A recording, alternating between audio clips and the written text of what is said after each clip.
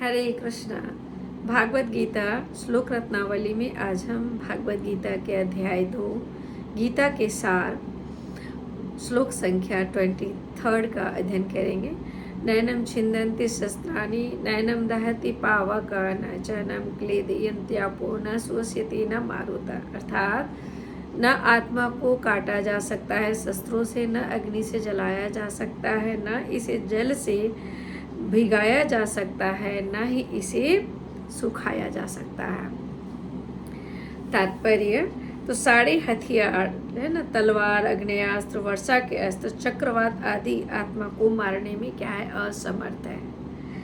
ऐसा प्रतीत होता है कि आधुनिक अग्नेयास्त्रों के अतिरिक्त मिट्टी, जल, वायु, आकाश आदि के भी अनेक प्रकार के हथियार होते थे। यहाँ तक कि आधुनिक युग के नाभिकीय हथियारों की गणना भी अग्नेयास्त्रों में की गई है, किंतु पूर्व काल में विभिन्न पार्थिव तत्वों से बने हुए हथियार हुआ करते थे। पूर्व काल में आज के जैसे नहीं थे।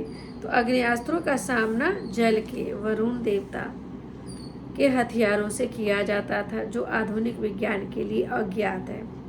आधुनिक विज्ञान को चक्रवात हथियारों का भी पता नहीं है। जो भी हो, चक्रवात हथियारों का भी पता नहीं है।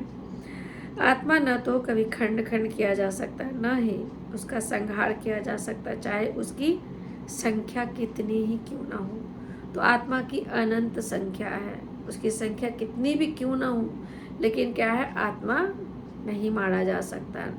न हन्यते हन्यमाने शरीर, न हन्यते हनमाने शरीर, मतलब शरीर का हनन होने के बाद भी आत्मा का कोई हनन नहीं होता, जो पिछले श्लोक में था।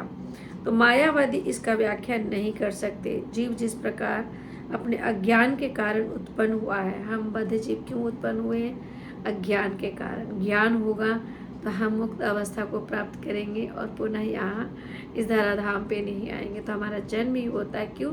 अज्ञान के कारण। और तत्पश्चात माया की शक्ति से आवृत हम हो जाते हैं। नहीं आदि परमात्मा से जीवों को विलग कर पाना संभव था।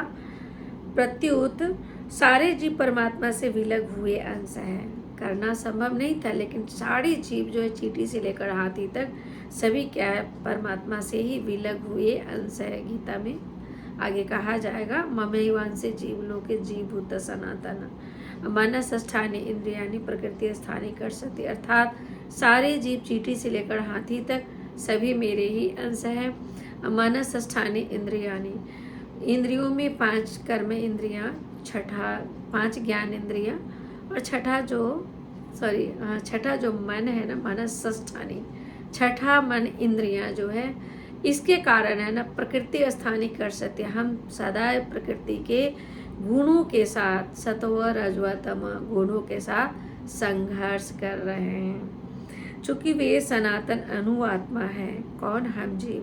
अतः माया द्वारा आवृत होने की उनकी प्रवृत्ति स्वाभाविक है, और इस तरह वे भगवान की संगति से पृथक हो जाते हैं। तो माया के आवरण के कारण ही क्या है ना, हम भगवान के संगति से दूर हो जाते हैं। जिस प्रकार अग्नि की स्फुलिंग अग्नि से दूर हो जाती है ना, अग्नि जब जल रहा हो तो अग्नि का स्फुलिंग देखेंगे, अग्नि से दूर हो जाती, फिर वह समाप्त हो जाती है ना। तो इसी प्रकार क्या है, हम भी आत्मा भगवान के अंश है, जो भगवान से दूर हो गए हैं। तो दूर हो गए हैं तो क्या, जैसे वैसे अग्नि के समान हम अभी समाप्त हुए हैं, है ना। आत्म जागृति ने आत्महनन करके हम क्या है, समाप्त हुए हैं। लेकिन यूं ही यदि माया का आवरण हटे और भगवान का संग हम करें भक्तों के माध्यम से, गुरु आचार्य के माध्यम से, शास्त्र के माध्यम से, तो पुनः क्या है ना, हम जीवित हो जाएंगे। जैसे अग्नि का स्फुलिंग बाहर निकला, कुछ समय में ही नष्ट हो जाता, लेकिन पुनः यदि वापस उस अग्नि में मिल जाता है तो पुनः क्या है, वह जीवित हो जाता है। कहने का मतलब अग्नि जैसा हो जाता है। तो वाराह पुराण में भी जीवों को परमात्मा का भिन्न अंश कहा गया है। गीता के अनुसार भी वे शाश्वत रूप से ऐसे ही हैं। अतः मोह से मुक्त होकर भी जीव पृथक अस्तित्व रखता है, जैसा कि कृष्ण द्वारा अर्जुन को दिए गए उपदेशों से स्पष्ट है।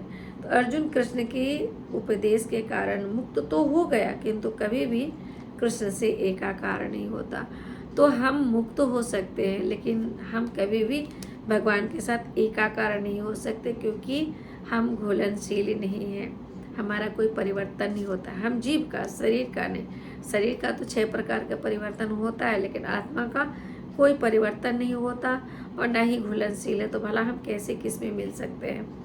जो निराकारवादी का मानना है कि आत्मा हम मिल जाते हैं, ब्रह्म में लीन हो जाते हैं, तो यह बिल्कुल ही गलत है। ब्रह्म में लीन हम नहीं हो सकते क्योंकि हम अघुलनशील जीव हैं। हरे कृष्ण।